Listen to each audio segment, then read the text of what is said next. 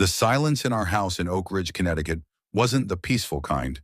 It was the kind of silence that felt like a held breath, heavy, stagnant, and vibrating with things unsaid. My name is Elias Thorne, and for 12 years I believed I was the luckiest man in New England. My wife Sarah was the kind of woman who made people stop and stare, not just because she was beautiful, but because she carried an aura of absolute, unwavering grace. We had the colonial-style home with the wraparound porch, two beautiful daughters, and a life that looked like a high-end furniture catalog. I'm an architect by trade. I spend my days looking at blueprints, calculating load-bearing walls, and ensuring that the structures I build can withstand the weight of the world. I thought I had applied those same principles to my marriage. I thought our foundation was poured concrete and reinforced steel, but perfection is a fragile thing.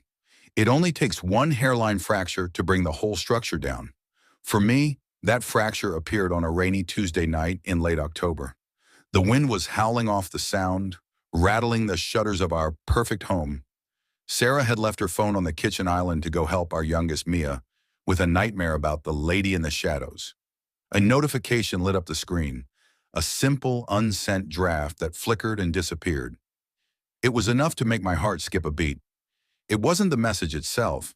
It was the way she dived for the phone when she came back downstairs. Her face, usually so composed, was flushed.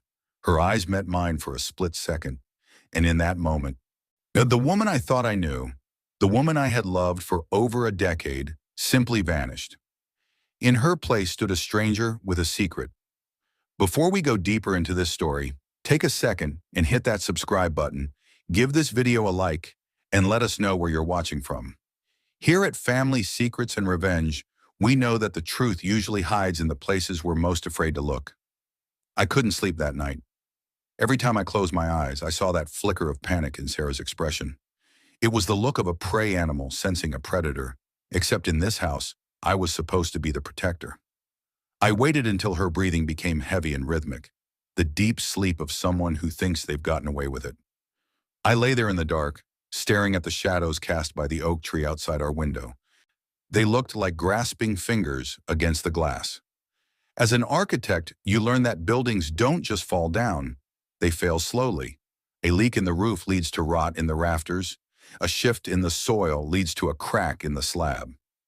I realized then that I had been ignoring the leaks in my marriage for years. The way Sarah would take long, hushed phone calls in the garden, her voice dropping to a jagged whisper when I walked by. The way she insisted on handling all our banking, claiming she wanted to